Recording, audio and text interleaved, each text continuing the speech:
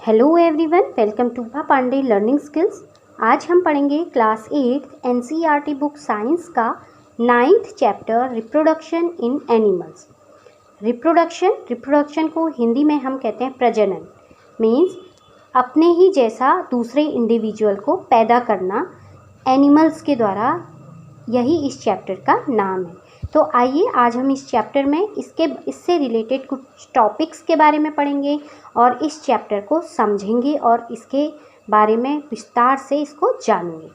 तो फर्स्ट में आता है रिप्रोडक्शन मीन्स होता है, अभी जैसा मैंने आपको कहा था, प्रजनन means the process of producing young ones of the same species is called reproduction. Means कि वो प्रोसेस जिसमें हम अपने ही जैसे मीन्स अपने सेम स्पीसीज से के ही जैसे अपने न्यू वंस को पैदा करते हैं, मीन्स उसको प्रोड्यूस करते हैं। This process is known as reproduction. इस प्रोसेस को हम रिप्रोडक्शन या प्रजनन भी कहते हैं। ये प्रोसेस मीन्स रिप्रोडक्शन की जो प्रोसेस है वो बहुत ज़्यादा इसेंशियल नहीं है। इसेंशियल मीन्स बहुत ज़्यादा हमारे लिए महत्वपूर्ण नहीं है survival of the an individual के लिए, मीन्स अपने जीने के लिए, हमारे ज़िंदा रहने के लिए ये बहुत ज़रूरी प्रोसेस नहीं है।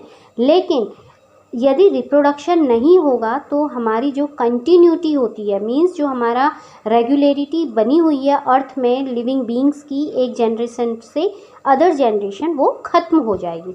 तो इस कंटिन्यूटी को मीन्स इस लगातार जो species means generation to generation जो स्पीसीज एक पर्सन से दूसरा पर्सन जो बनने की जो प्रोसेस है, एक से दूसरा जो बनता रहता है, फिर पूरा वर्ल्ड हमारा पॉपुलेशन ग्रो कर रहा है, तो इसके लिए हमको रिप्रोडक्शन की आवश्यकता होती है। अब मोड्स ऑफ रिप्रोडक्शन क्या होते हैं? रिप्रोडक्शन कितने प्रकार का होता है? जैसे प्लांट्स में हमने 7th क्लास में भी पढ़ा था, 7th क्लास में पढ़ा था रिप्रोडक्शन इन प्लांट्स, उसमें हमने प्लांट्स के रिप्रोडक्शन के बारे में पढ़ा था। तो आज हम इस क्लास में एनिमल्स का रिप्रोडक्शन पढ़ेंगे, जो एनिमल्स भी प्लांट्स की ही तरह रिप्रोडक्शन करते हैं। कुछ एनिमल्स सेक्सुअल रिप्रोडक्शन करते हैं और कुछ एसेक्सुअल रिप्रोडक्शन करते हैं। अब सेक्सुअल रिप्रोडक्शन क्या कहते हैं? अब वो टाइप का रिप्रोडक्शन जिसमें मेल और फीमेल जो गैमेट्स होते हैं उनका फ्यूज़न नहीं होता है, उनका जो फ्यूजन होता है, means this type of reproduction beginning from the fusion of male and female gametes is called sexual reproduction. अब इस प्रोसेस में सेक्सुअल रिप्रोडक्शन में एक मेल गैमेट की ज़रूरत होती है और दूसरा फीमेल गैमेट्स की ज़रूरत होती है, जिनको हम रिप्रोडक्टिव सेल्स भी कहते हैं। जब ये दोनों सेल्स आपस में मिलकर एक सिंगल सेल बनाते हैं जिसको हम जाइगोट कहते हैं, और यही जो जाइगोट है यही एक एडल्ट को डेवलप करता है, एक एडल्ट को बनाता है। इसी तरह से जैसे कि हम पेरेंट्स से हैं, और इसी तरह से हमारे ही तरह जो यंग वंस कोई हम प्रोड्यूस करते हैं तो वो बाद में जाके क्या बनता है? पेरेंट बनता है, माता पिता बनता है। तो वो उसकी जो पहली स्टेज होती है वह जाइगोट ही होती है।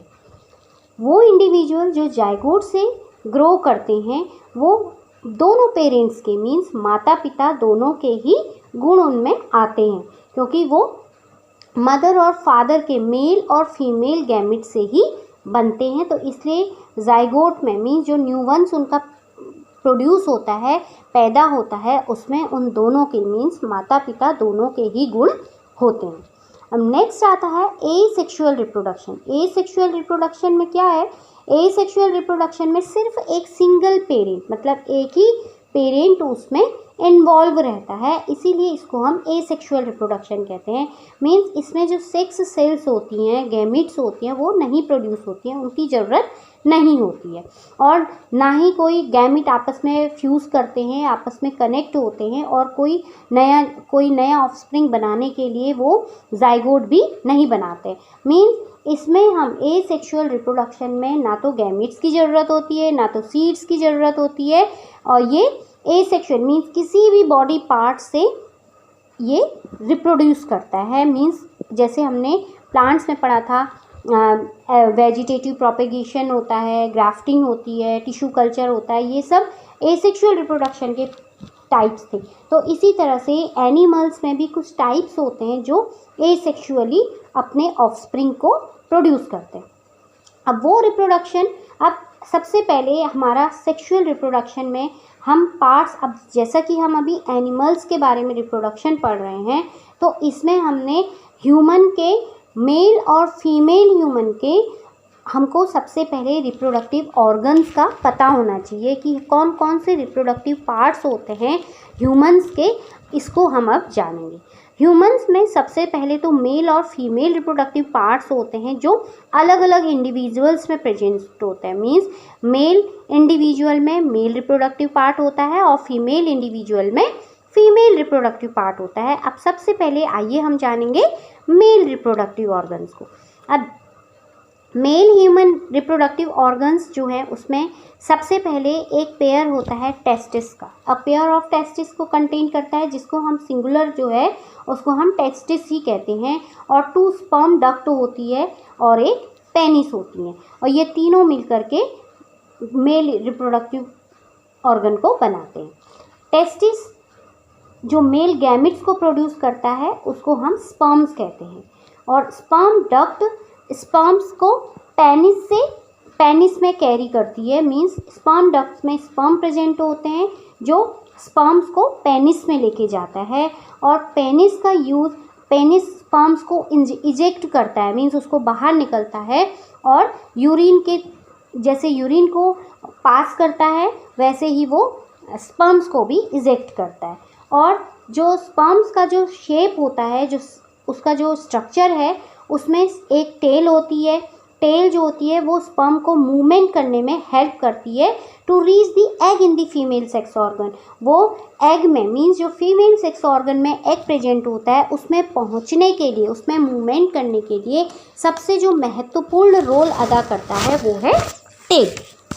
अब नेक्स्ट ह्यूमन स्पर्म। अब ह्यूमन स्पर्म का जो शेप होता है वो एक, उसमें हेड, वो उसमें भी 3 पार्ट होते हैं।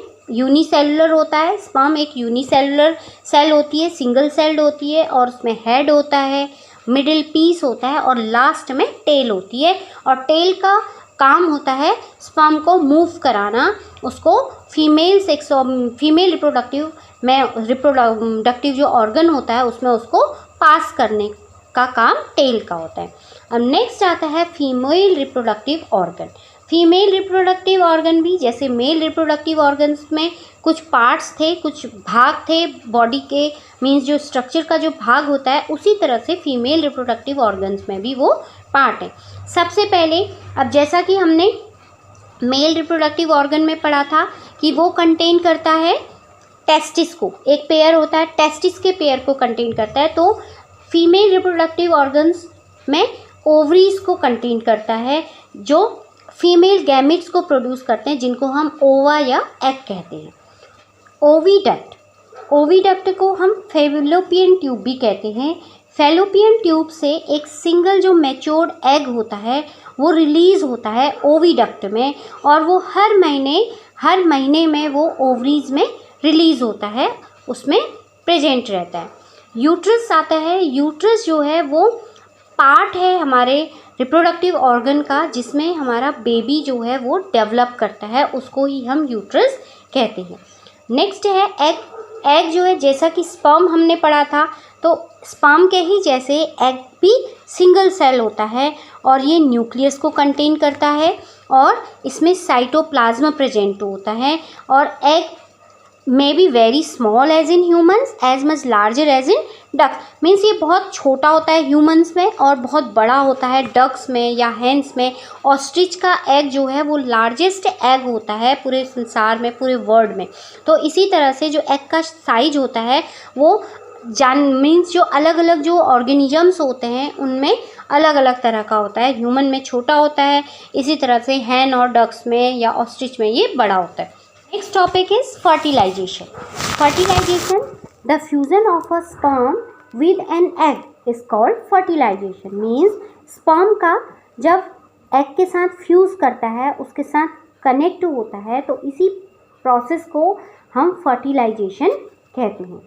fertilization के कारण जो स्पर्म का जो न्यूक्लियाई होता है और एग जो है वो एक दूसरे के साथ फ्यूज़ करते हैं, एक दूसरे के साथ जुड़ते हैं और एक सिंगल न्यूक्लियस को बनाते हैं। इसके रिजल्ट से ही जाइगोट जो होता है वो बनता है। फर्टिलाइजेस जब स्पर्म और एग फर्टिलाइज होते हैं तो वो जाइगोट को बनाते हैं। फर्टिलाइजेशन दो तरह का होता है, या तो वो इंटरनल हो सकता है या फिर एक्सटर्नल हो सकता है। जैसा कि इस वर्ड से इंटरनल और एक्सटर्नल, इंटरनल मीन्स अंदर, एक्सटर्नल मीन्स बाहर। तो या तो फर्टिलाइजेशन बॉडी के अंदर हो सकता है या फिर फर्टिलाइजेशन बॉडी के बाहर हो सकता है। तो आइए अब जानते हैं इंटरनल फर्टिलाइजेशन क्या है। Fertilisation which takes place inside the body of the female is called internal fertilisation. Means वो फर्टिलाइजेशन जो फीमेल के बॉडी के अंदर होता है उसको हम इंटरनल फर्टिलाइजेशन कहते हैं। फॉर एग्जाम्पल जैसे कि फीमेल ह्यूमन से हैं, फीमेल डॉग से हैं, काव हैं, बर्ड्स हैं, इनमें इंटरनल फर्टिलाइजेशन होता है। Now next is external fertilisation. Fertilisation which takes place outside the body of the female is called external fertilisation. मतलब कि वो फर्टिलाइजेशन जो किसी फीमेल के बॉडी के बाहर होता है, फीमेल की बॉडी के अंदर ना हो करके वो फीमेल की बॉडी के बाहर फर्टिलाइज होता है, तो उसको हम कहते हैं external fertilisation. It is very common in aquatic animals. ये सबसे ज़्यादा कॉमन जो ये एक्सटर्नल फर्टिलाइजेशन है ये सबसे ज़्यादा वाटर एनिमल्स में होता है। जो पानी में रहने वाले एनिमल्स होते हैं उन्हीं में ये चीज़ देखी जाती है। जैसे फिश में स्टार फिश, एम्फीबियन।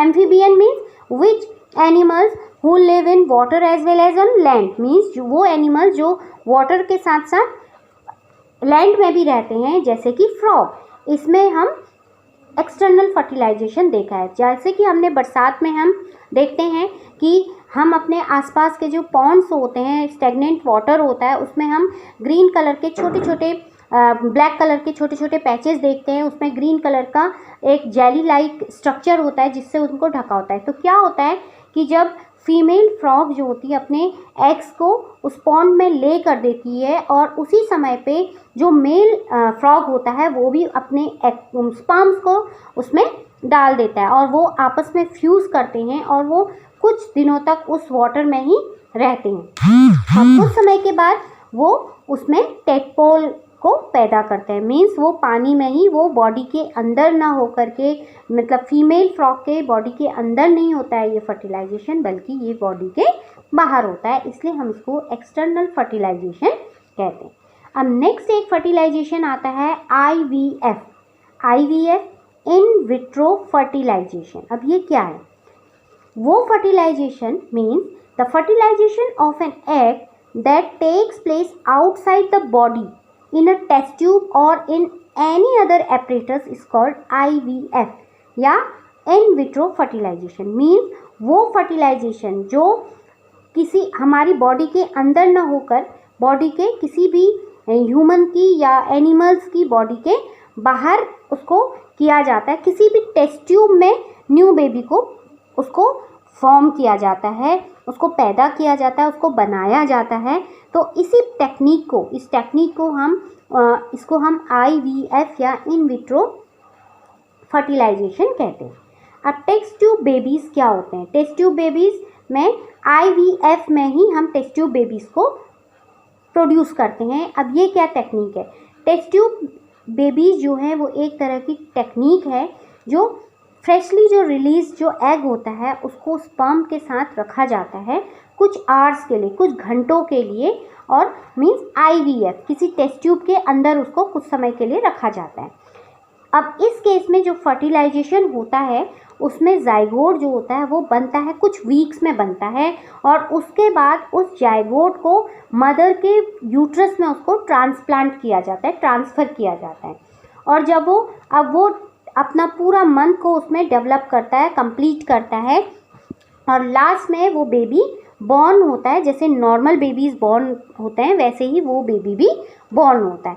तो इस तरह से ये जो टेस्ट ट्यूब बेबीज़ होते हैं इसके बारे में कुछ भ्रांतियाँ भी रहती हैं। कुछ लोग इसके बारे में मिसलीडिंग भी करते हैं कि ये जो है टेस्ट ट्यूब के लोगों को समझ नहीं आता, वो सोचते हैं कि ये शायद ये किसी टेस्ट ट्यूब में ही ये बेबी बॉर्न होता है, लेकिन ऐसा नहीं होता है। टेस्ट ट्यूब में उसको सिर्फ जाइगोट बनने तक ही उसको टेस्ट ट्यूब में रखा जाता है।